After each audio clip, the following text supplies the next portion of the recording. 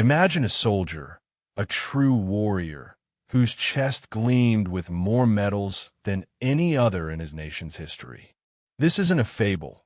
It's the real story of Major General Smedley Butler, a man who fought in every major American conflict from the Spanish-American War to World War I. He was the quintessential hero until he became something far more controversial, a rebel. His journey began in 1881, born into a prominent Quaker family in Westchester, Pennsylvania. Despite his pacifist upbringing, the call of adventure and duty was too strong. At just 16, a fresh-faced teenager, he lied about his age to join the Marine Corps, trading a quiet life for the roar of cannons and the unknown.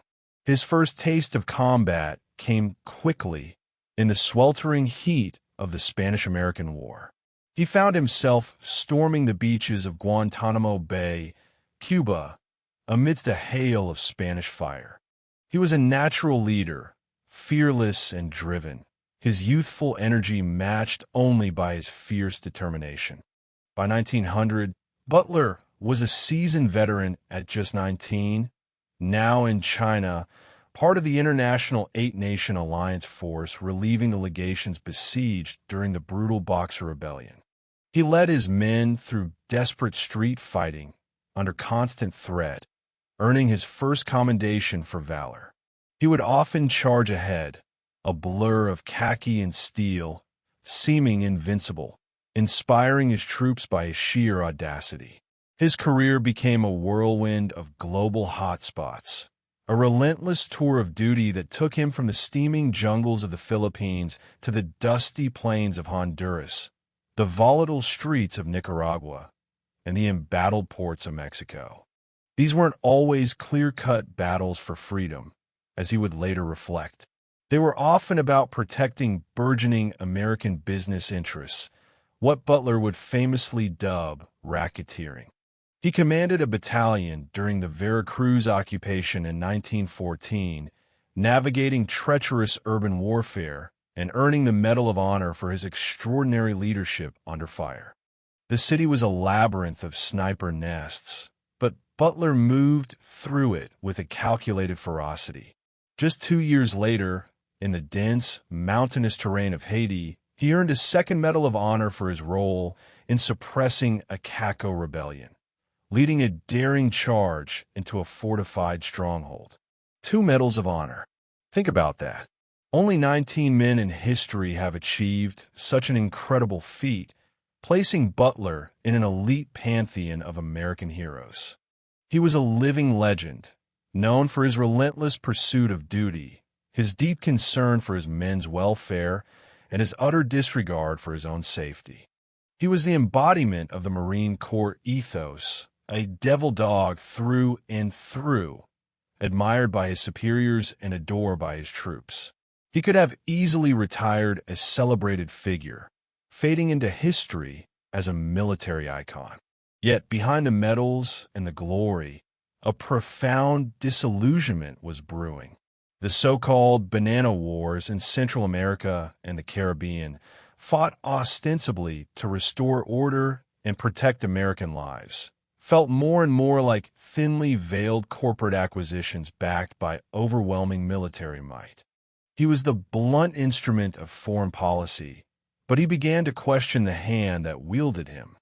He saw American corporations, like the powerful United Fruit Company, dictating foreign policy in Washington, using the Marines as their private enforcement arm. He was the muscle, the enforcer, but he began to deeply question the ethics and morality of the brain directing these campaigns. The faces of the exploited locals, the wealth flowing into distant corporate coffers, it all started to coalesce into a deeply disturbing pattern. I spent 33 years and 4 months in active service as a member of our country's most agile military force, the Marine Corps, Butler would later declare in his scathing 1935 exposé. War is a racket. This wasn't just a book, it was a powerful, almost confessional warning to the American people. He continued, his words biting and direct. I spent most of my time being a high-class muscle man for big business, for Wall Street, and for the bankers. In short, I was a racketeer, a gangster for capitalism. Imagine the sheer weight and impact of those words, coming from America's most decorated living soldier, a man whose patriotism was beyond question. This isn't just one man's opinion. It's a critical perspective backed by decades of first-hand, boots-on-the-ground experience. A common myth, often perpetuated even today, is that soldiers always fight for pure, noble ideals of freedom and democracy, or purely defensive national interests. Butler's testimony shatters that simplistic view, revealing the complex, often cynical, economic and geopolitical drivers behind many conflicts. He detailed specific instances, writing how he helped make Mexico, especially Tampico, safe for American oil interests in 1914, referring to his actions during the Veracruz campaign. He openly stated, "I helped make Haiti and Cuba a decent place for the National City Bank boys to collect revenues in," describing the brutal suppression of local resistance. And he added, "I helped purify Nicaragua for the International Banking House of Brown Brothers in 1909 to 1912. These weren't abstract theories whispered in academic halls. These were direct, concrete observations, documented meticulously by a man who was there, on the ground, carrying out the orders himself. He saw the immense human cost up close, the local populations exploited, their resources plundered, all for the sake of distant corporate profit and political influence. The blood of his men, shed for what? His transformation wasn't an instant epiphany. It was a gradual awakening, a slow burn of conscience fueled by repeated exposure to the dark underbelly of interventionism and the stark contrast between official rhetoric and grim reality. He retired from the Marines in 1931, a brigadier general, but his most important fight was far from over.